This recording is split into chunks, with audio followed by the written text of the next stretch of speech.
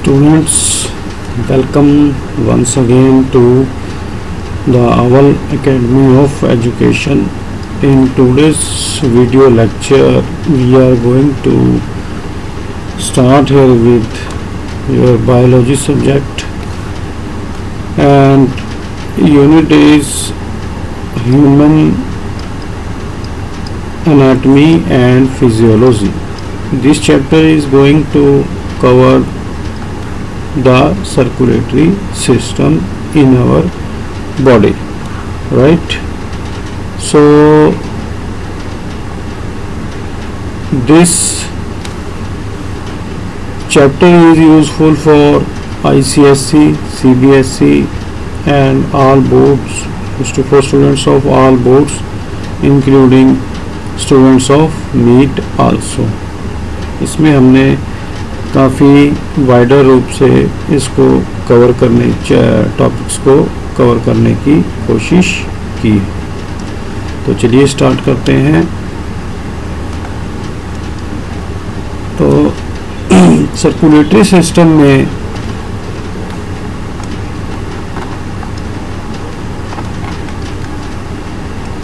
के as we know, almost all kinds of organisms including humans have some kind of fluids, right, which are circulating in their bodies. Such fluids also need distributing system,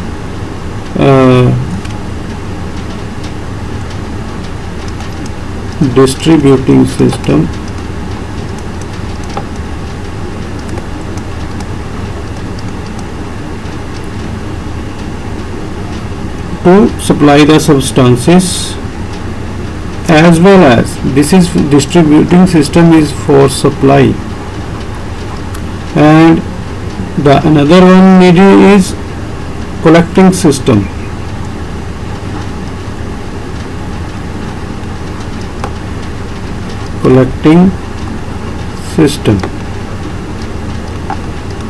To pick up the substances.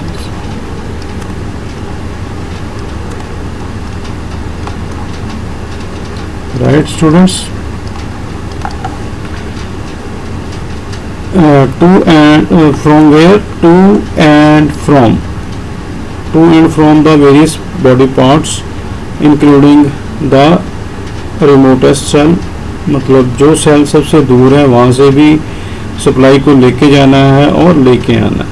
तो इस chapter में यही हम पढ़ेंगे, circulating fluids in our body, their composition and function. So चलिए इसको start करते हैं। तो सबसे पहले why there is need for transport inside our body. Need for transport inside our body। तो इस ट्रांसपोर्ट की जो है हमें ज़रूरत क्यों है?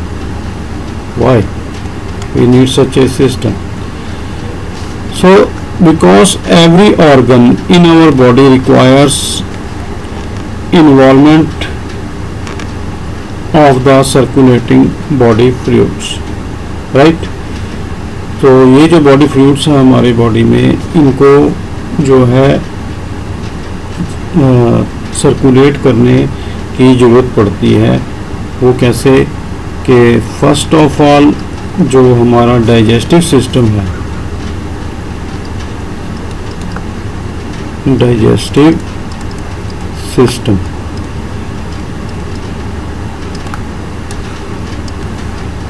तो ये डाइजेस्टिव सिस्टम क्या करता है? What does this digestive system do?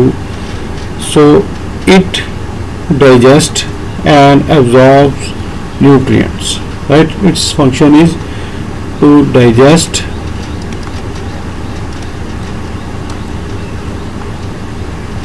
And absorb nutrients. तो न्यूट्रिएंट्स को डाइजेस्ट करता है और एब्जॉर्व करता है, which are needed to be. और ये जो है न्यूट्रिएंट्स, इनको आगे जो है ट्रांसपोर्ट की ज़रूरत पड़ती है for various organs our body, और छोटी से छोटी सेल और बड़ी से बड़ी सेल को इसकी ज़रूरत पड़ती है, राइट। तो डाइजेस्टिव सिस्टम के बाद जो दूसरे सिस्टम को ज़रूरत है वो है हमारे रेस्पिरेटरी सिस्टम को।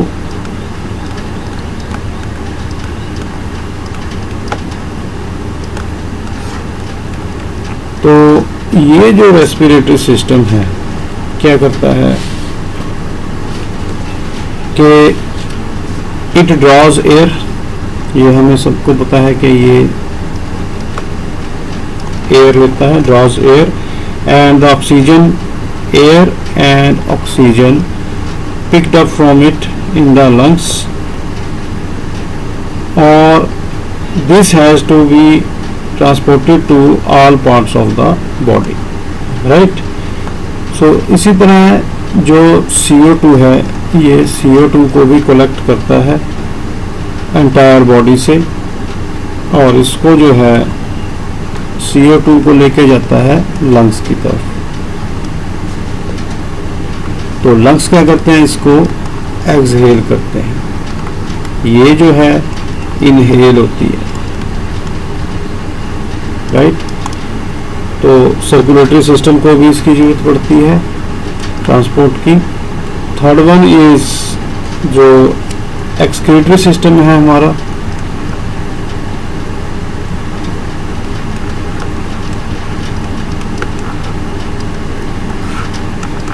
तो दिस एक्सक्रीटरी सिस्टम ये क्या करता है कि all extra water, excess salts and the nitrogenous waste such as urea, extra water,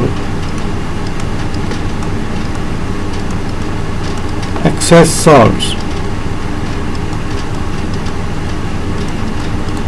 तो ये क्या करते हैं, रिमूव कर देते हैं। कौन से organ, excretory organ remove from our body. तो ये ऑर्गन्स हैं, इनकी भी ट्रांसपोर्ट की ज़रूरत पड़ती है, कहाँ तक ले जाने के लिए, एक्सक्रीटरी सिस्टम तक ले जाने के लिए और हमारी बॉडी से थ्रो आउट करने के लिए, राइट।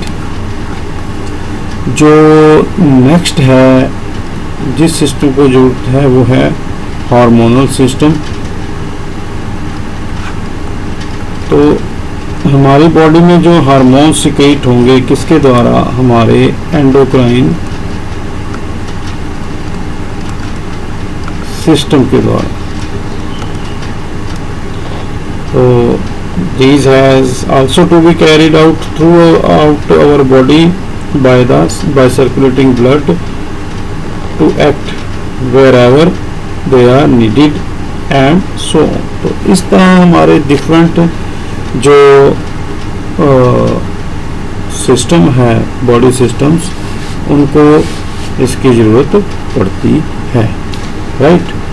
तो ये जो ज़रूरत है वो कैसे पूरी होती है, all such functions that need transport are performed by our circulatory system. And इस सर्कुलेटरी सिस्टम में भी दो चीज़ें हैं, क्या हैं, वो हैं सर्क्यूलेटिंग फ्लूइड्स। तो ये सर्कुलेटिंग फ्लूइड्स कौन कौन से हैं, तो ये हो गया हमारा the blood and the lymph.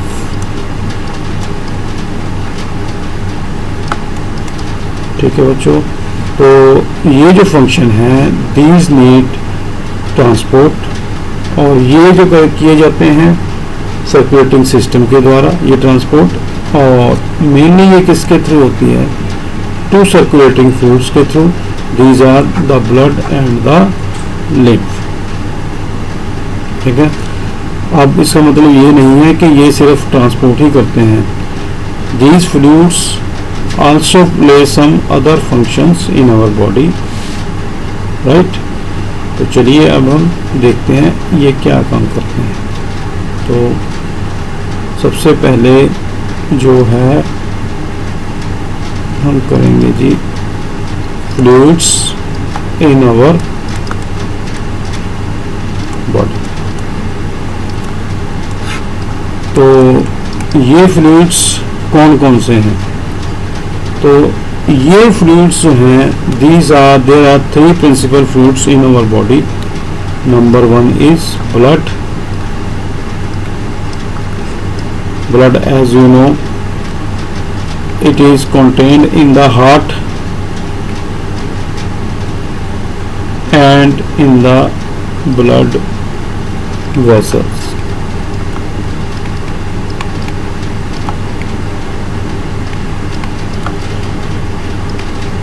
जो ब्लड है, it is contained in our heart and in the blood vessels. These blood vessels में क्या क्या आ जाता है? Arteries, veins and capillaries, right? तो ये हमारा जो ब्लड है, it is contained in the heart and in the blood vessels. Blood vessels में क्या आ जाती है? Arteries, veins and capillaries. तो दूसरी जो चीज़ है, इसके अंदर आ जाता है जी tissue fluid.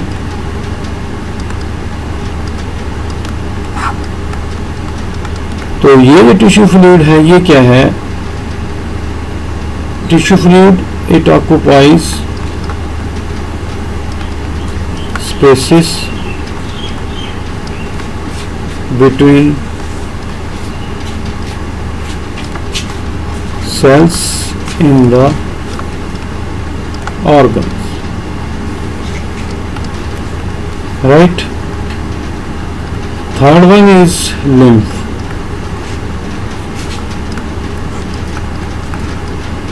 This lymph is contained within lymph vessels. ये lymph vessels में होता है. And lymphatic organs.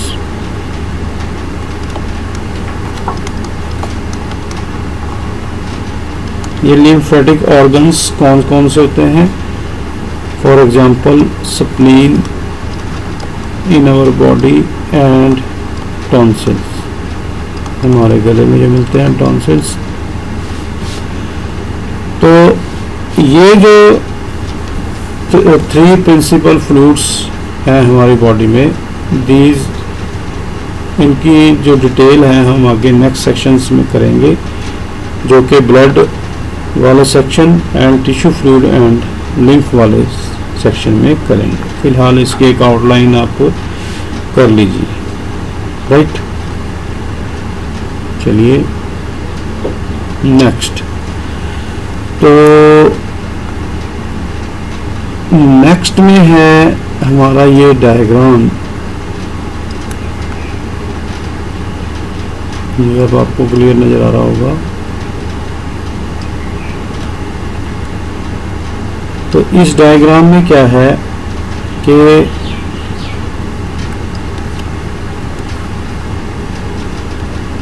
This represents our blood and lymph circulation.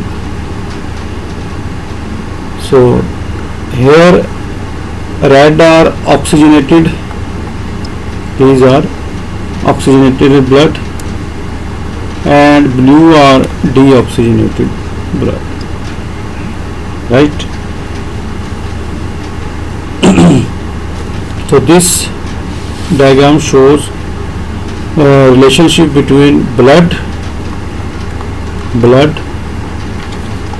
tissue fluid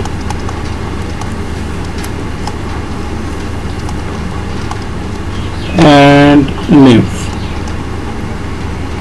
ये तीनों जो हैं ऊपर हमने पढ़ा के प्रिंसिपल फ्लूइड्स, तो इसमें ब्लड, टिश्यू फ्लूइड और लिम्फ में जो है ये एक हमें रिलेशन शो कर रहा है कि कैसे ये हमारी बॉडी में circulate, they circulate in our in their respective vessels और spaces between the cells in different organs, right. तो इस डायग्राम से it is clear from the diagram that blood in our body circulates in a closed manner. So closed manner में ये circulate करता है, closed manner. What is this closed manner? All the time through blood it flows through all the time through blood vessels.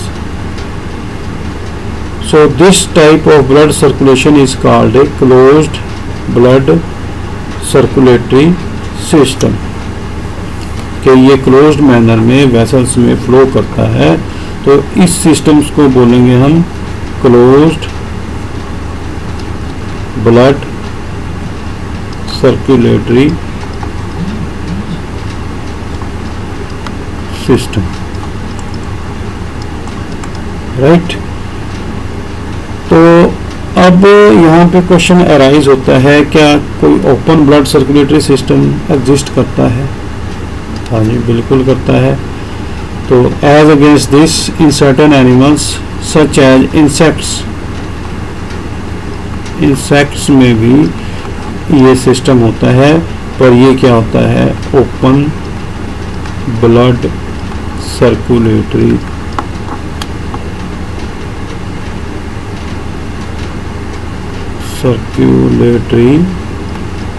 System insects में होता है ये। हाँ, जो ह्यूमंस हैं उसमें क्लोज्ड ब्लड सर्कुलेटरी सिस्टम होता है। तो इनमें क्या होता है? इंसेक्ट्स में there blood flows from the heart to body spaces without vessels. Without vessels, हमारा तो ये वेसल्स में फ्लो कर रहा है, इंसेक्ट्स में क्या करेगा? ये विदाउट वेसल्स फ्लो करता है, ठीक है। तो ये जो अगर हम अपना इसको देखें ध्यान से, कि अब यहाँ पर समझने वाली बात क्या है कि जो रेड है, these are carrying oxygenated blood and blue are carrying deoxygenated blood. तो ये जो यहाँ पर ये दिखाया गया आपको येलो उसमें कलर में, this is lymph, these are lymphs, lymph और लिम्फेटिक सिस्टम है, इसमें आ जाता है लिम्फ कैपिलरीज। तो यहाँ पर कुछ नोड्स मिलते हैं, या इनको हम लिम्फ ऑर्गन्स भी बोल देते हैं। ये देखिए, ये वाले, ये lymph nodes, lymph organs, right. यहाँ पर एक और चीज आपको ध्यान रखनी है, जो रेड वाली हैं, दीज आर आर्टरीज। जो ब्लू कलर शो कर रही हैं, ब्लू कलर में शो की गई हैं, दीज आर वेन्स, राइट।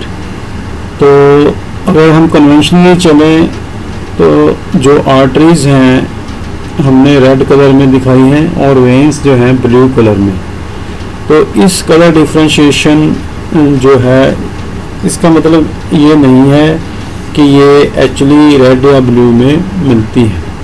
तो इसका जो मेन वो है कि जो ऑक्सीजनेटेड ब्लड है ट्रांसपोर्टेड बाय आर्टरीज, जो ऑक्सीजनेटेड ब्लड जो ये हमारी आर्टरीज कैरी करती हैं, जो रेड में दिखाई गई हैं, दीज कैरी ऑक्सीजनेटेड ब्लड। तो this oxygenated blood is bright red. जो ये आर्टरीज में जो ऑक्सीजनेटेड ब्लड है, it is of bright red colour.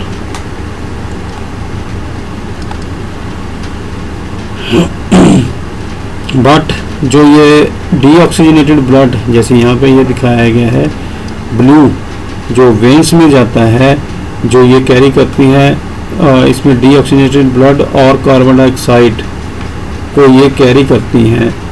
तो ये जो ब्लड है ये डार्क रेड है। कौन सा रेड? Dark red. ये वाला था जो ऑक्सीजनेटेड, वो था ब्राइट रेड, और ये है डार्क रेड कलर। तो जो डार्क रेड कलर है वो that is not certainly blue. तो अब यहाँ पर इसको समझ आ गया होगा आपको कि ये जो डीऑक्सीजनेटेड ब्लड है ये डीऑक्सीजनेटेड होता है, ऑक्सीजन और डीऑक्सीजनेटेड होता है और इसके अंदर कार्बन डाइऑक्साइड का भी ट्रांसपोर्ट होता है। तो ये जो है डार्क रेड होता है, इट इज़ नॉट ब्लू। तो अगर हम if we ever look at the prominent veins on our arms or hands, especially in the old people, you will look bluish. These veins are looking bluish. And why is this so? This is due to the less thicker muscular walls of the veins. तो ये जो veins की जो muscular walls होती हैं वो ज़्यादा thicker नहीं होती, इस वजह से वो हमें ब्लूइश नज़र आता है, राइट। तो चलिए आगे चलते हैं।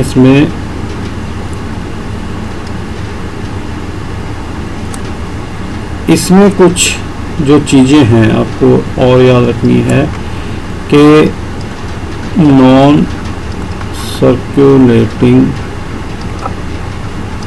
Fluids,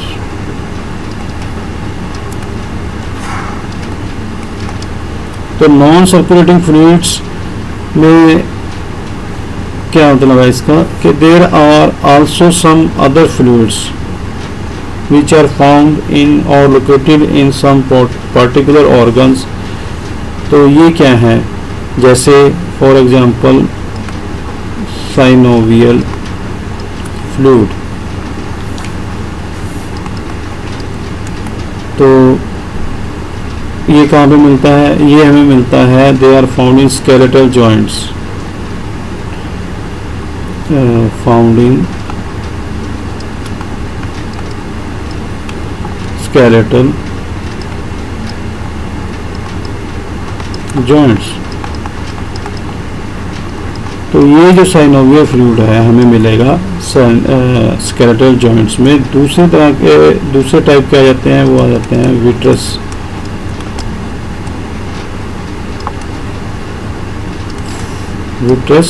fluids. तो ये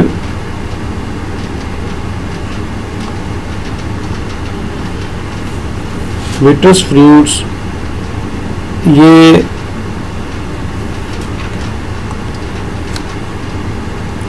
तो विट्रस फ्लूइड्स जैसे कि हमारी विट्रस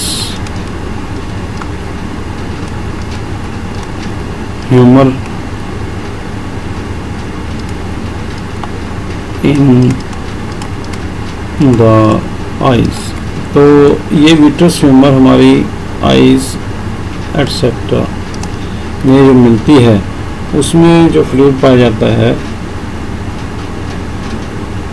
तो ह्यूमर का काम क्या है, it haves to it haves our eye to keep its shape. तो ये जो ये वाले साइनोवियल फ्लूइड्स या विट्रस फ्लूइड्स हैं, दे डू नॉट सर्कुलेट।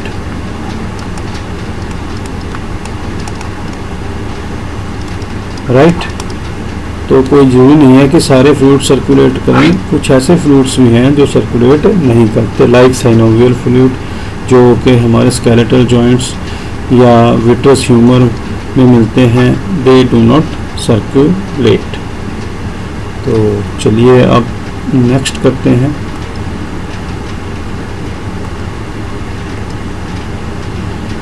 तो नेक्स्ट में हम करेंगे properties and properties of our blood।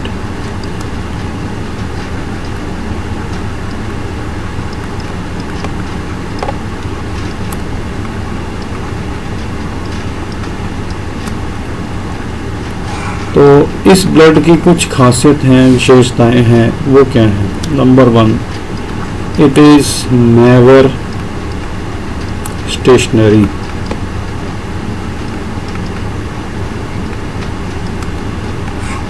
तो ये स्टेशनरी नहीं है, मतलब रुका हुआ नहीं है। It is always in motion, ये चलता रहता है, बहता रहता है। It is always in motion from, कहाँ से चलता है? Heart, from the heart to the arteries, बहते रहना इसका काम है। एंड फिर आ जाता है बैक थ्रू वेन्स, जाता कहाँ है? हार्ट से। जाता किसके थ्रू है? आर्टरीज से। आता कहाँ है फिर? हार्ट को। आता किसके थ्रू है अब? वेन्स के थ्रू। ये याद आपने याद रखना है। इसकी दूसरी विशेषता है जी इसका कलर, इसका रंग। तो it is somewhat thick fluid, ये थिक फ्लूइड है। कैसा? Thick fluid. ये होता क्या है? कैसा होता है? Bright red. When, bright red कब होगा? When taken from N artery, artery से लिया जाएगा तो ये ब्राइट रेड होगा। और डार्क रेड कब होगा? ये होता रेड ही है, वो होगा ब्राइट चमकदार, ये होगा dark red. When taken from a when, जब इसको वेन से लेंगे तो ये जो है डार्क रेड नजर आएगा। नंबर थर्ड इज इसका वॉल्यूम। ठीक है, ब्लड होता है, कितना होता है?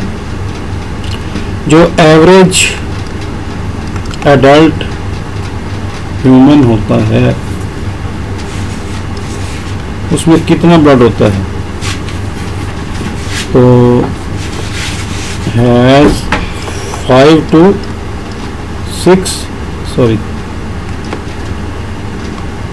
6 क्या लीटर्स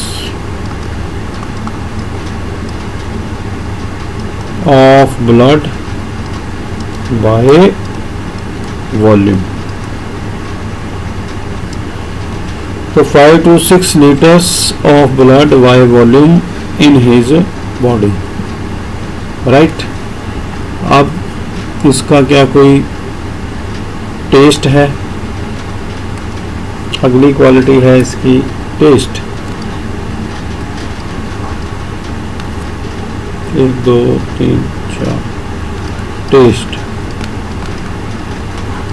तो टेस्ट आपने अपना ब्लड कभी ना कभी तो किया होगा, तो इसका जो टेस्ट है वो आएगा साल्टिश। साल्टिश टेस्ट होता है कि जब हमारे कभी कट लगता है उंगली पे या कहीं पे तो हम उसको मुंह में डाल लेते हैं ब्लड को रोकने के लिए, या हमारे कभी गम्स में ब्लीडिंग होती है तो हमें इसका टेस्ट पता चलता है। तो ये कैसा होता है? Salty, right. तो it is highly it is slightly alkaline. हमारे जो ब्लड की नेचर होती है इट इज स्लाइटली अल्केलाइन, और इसका जो with a pH of 7.3 to 7.45, right. तो अब ये pH का भी आपने ध्यान रखना है। जो 7 की pH होती है इट इज नाइदर एसिडिक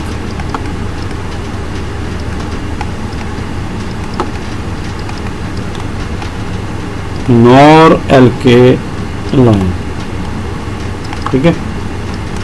तो ये नाइदर एसिडिक है नॉर एल्केलाइन है। स्लाइटिश जो है ये हमारा स्लाइटली एल्केलाइन है हमारा जो ब्लड की नेचर, राइट।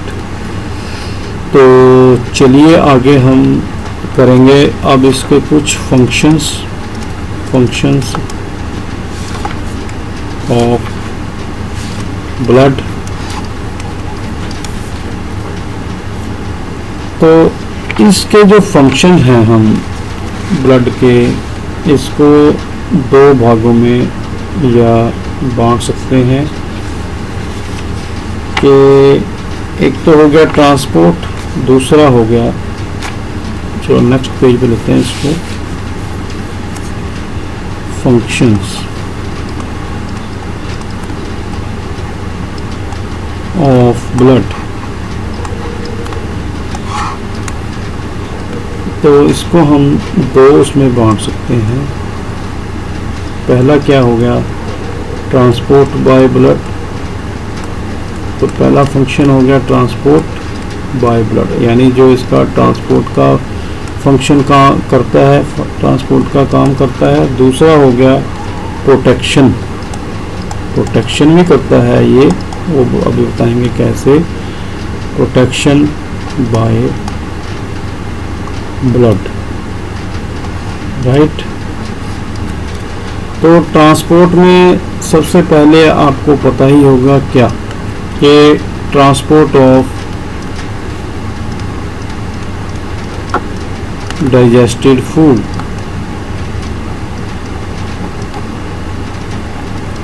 अब जो फूड हमारी एलिमेंट्री कैनाल में बनता है, जो डाइजेस्ट होता है, वो आगे कैसे पहुंचता है, अपने आप में पहुंचता नहीं, तो different tissues is supplied by blood, right. तो दीज सब्सटेंसेस जो हैं हमारे, जो ये ट्रांसपोर्ट होते हैं, these are simple sugars.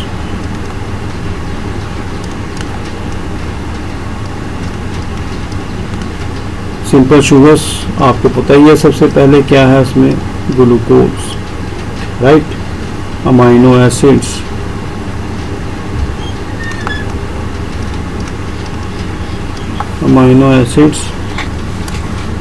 Transport of digested food from,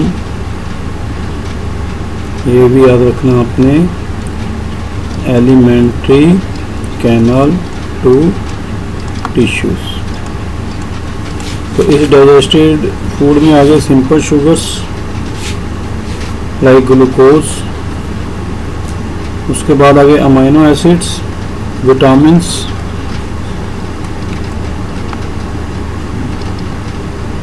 minerals etcetera. तो दूसरा आ गया इसका जो है transport of oxygen, right. Transport of oxygen कहाँ से कहाँ तक, from the lungs to the tissues, right. तो ये जो ट्रांसपोर्ट ऑफ ऑक्सीजन है, it occurs through the red blood cells, RBCs, right. RBCs in combination with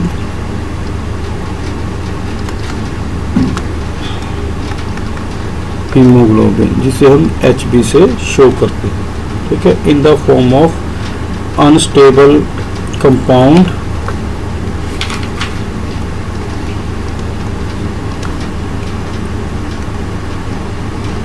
of an unstable compound that is called oxyhemoglobin।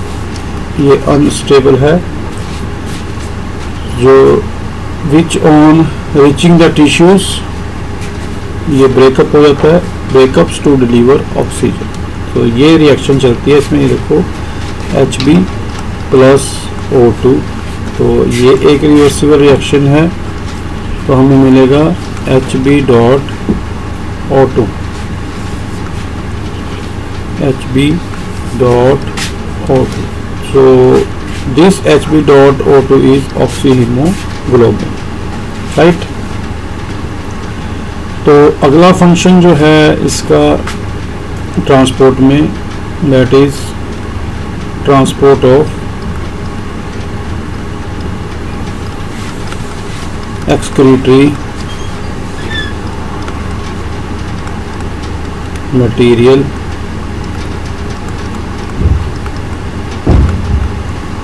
from the tissues to the liver, kidney और skin. Kidney या skin में किसकी elimination होगी? उनको kidney के through जो है eliminate हो जाएगा और टू रेंडर देम हार्मलेस. इस तरह या उनकी वो कम हो जाएगी कि हार्मलेस ना रहे, राइट? तो अगला जो है बच्चों वो है डिस्ट्रीब्यूशन ऑफ हार्मोन्स. अगला function distribution of hormones. Distribution of hormones secreted कहाँ से? जो सिक्रीट होते हैं special glands like endocrine gland directly into the blood. ये जो हार्मोन्स हैं ये एंडोक्राइन ग्लैंड्स से सिक्रीट होते हैं जो कि डायरेक्टली जो है हमारे ब्लड में घुल जाते हैं. तो एक और फंक्शन इसका जो ट्रांसपोर्ट का है वो है इन सब चीज़ों के अलावा डिस्ट्रीब्यूशन ऑफ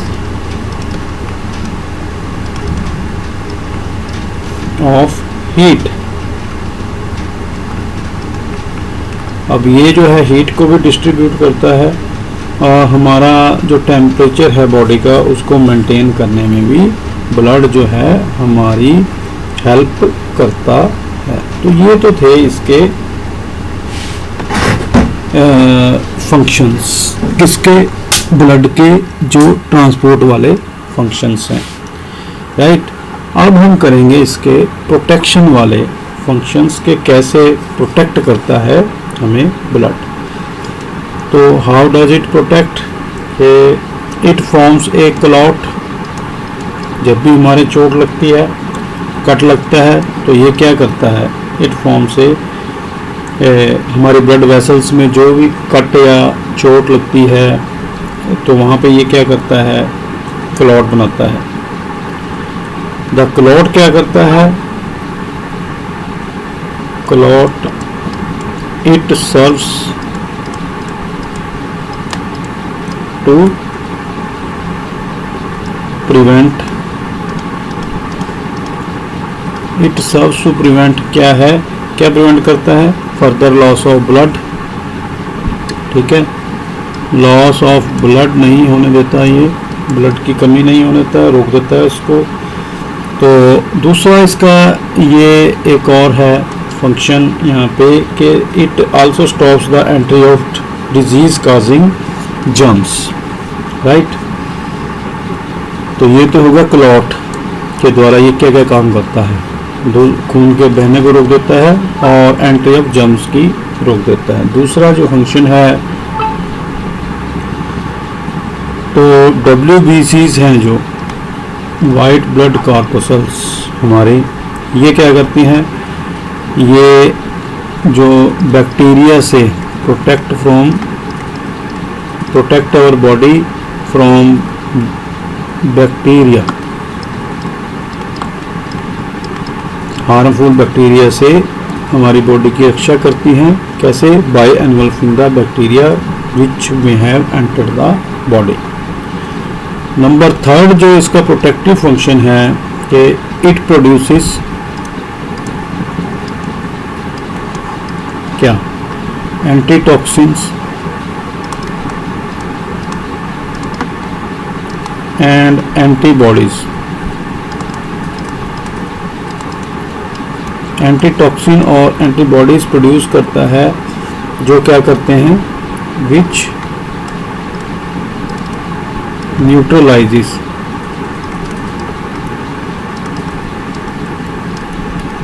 द पॉइजनस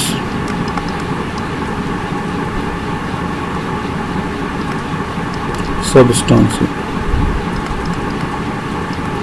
जो हार्मफुल पॉइजनस सब्सटेंसेस हमारी बॉडी में बने हैं, ये इनको न्यूट्रलाइज कर देता है और किल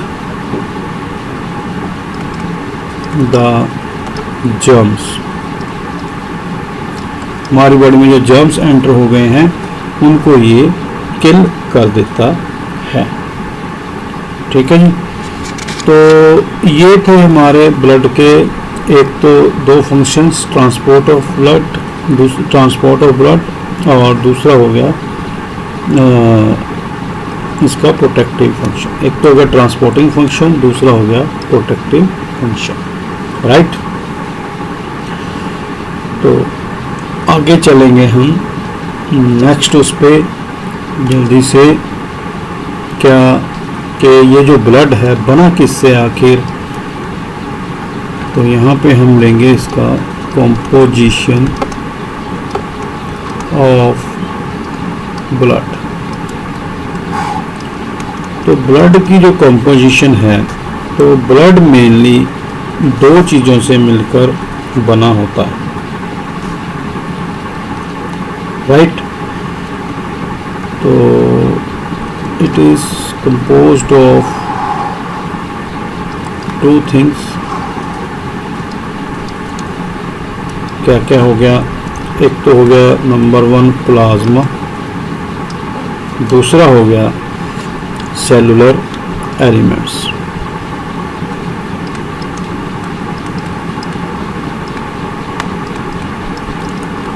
राइट बच्चों, ये दो चीज़ों से मिलकर बना है, प्लाज्मा और सेलुलर एलिमेंट्स।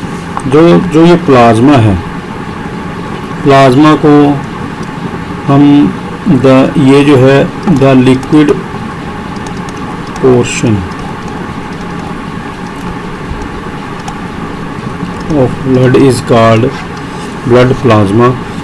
तो इट इज क्या है, इसका रंग कैसा होता है प्लाज्मा का, लाइट येलो कलर होता है। और दूसरा क्या है, ये एक अल्केलाइन लिक्विड होता है। तो इसकी जो कंपोजिशन है,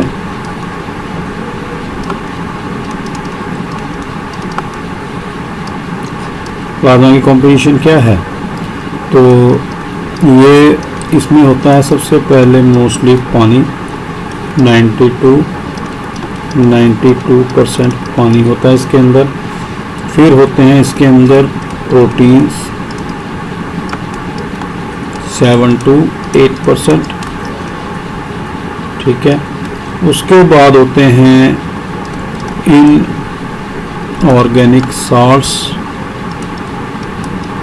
ये 1% होते हैं। और ट्रेसेस के रूप में बाकी अदर सब्सटेंसेस थोड़ी मात्रा में होते हैं, ये ट्रेसेस में थोड़े थोड़े। तो ये इसकी कंपोजिशन है ब्लड प्लाज्मा। क्योंकि हमारे शरीर में कोई भी डिसफंक्शन होता है तो हम यहाँ से उसका टेस्ट लेते हैं, प्रोटीन्स का, राइट, ब्लड प्रोटीन्स का। तो ये जो इनऑर्गेनिक इसके अंदर सब्सटेंसेस हैं, उनसे ये है। तो इसमें ज़्यादातर क्या होता है, sodium chloride and sodium bicarbonate जैसी चीज़ें होती हैं। तो बाकी जो चीज़ें होती हैं इसके अंदर हमें ब्लड प्लाज्मा में घुली हुई अदर्स उनमें क्या क्या आ जाता है, glucose,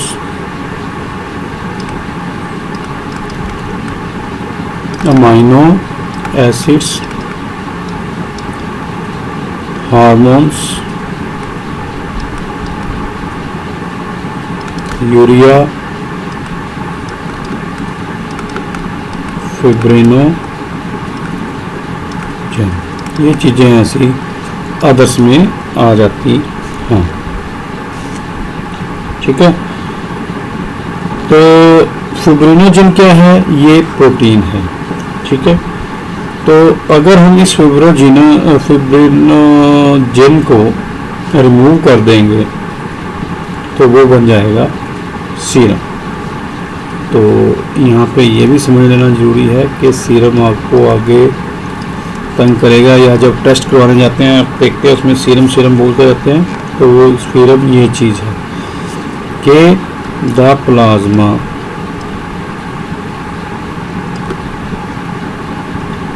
from which the protein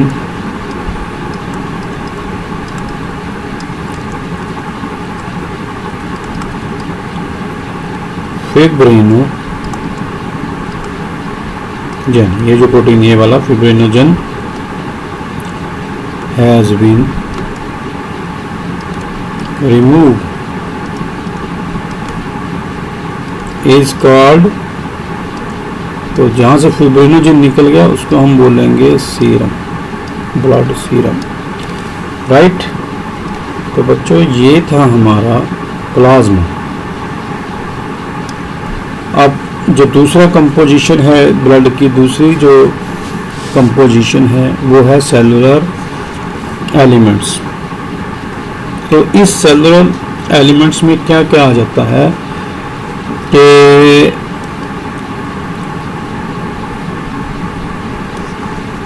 इसमें जो मेनली शेप्ड स्ट्रक्चर्स आ जाते हैं, तो मेन शेप्ड स्ट्रक्चर्स में जिनको हम मैग्नीफाई करके देख सकते हैं, तो मैग्नीफाई कर करके किन किन को देख सकते हैं, यहाँ पे आ जाते हैं शेप्ड स्ट्रक्चर्स।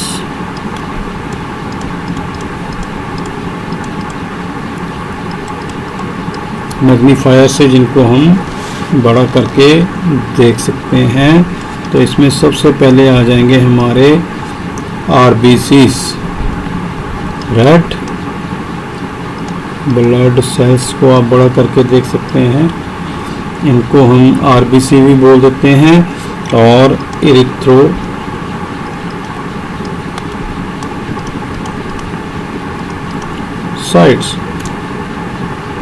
राइट, तो दूसरे जो हैं वो हैं वाइट ब्लड सेल्स,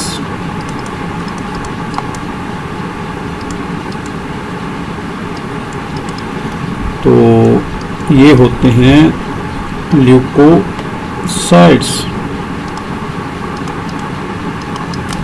जो तीसरा कंपोनेंट है वो है ब्लड प्लेटलेट्स।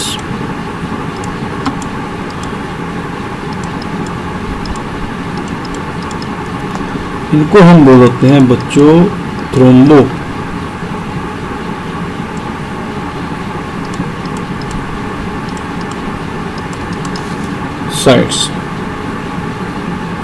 ठीक है जी, तो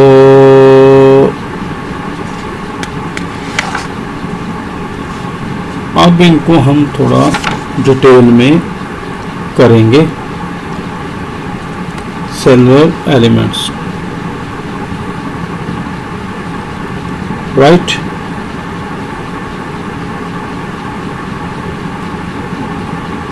पर ये वीडियो अब हो गया है काफ़ी बड़ा, तकरीबन 50 मिनट्स का हो गया है, तो इसको देखने में आपको थोड़ी बोरियत महसूस होगी।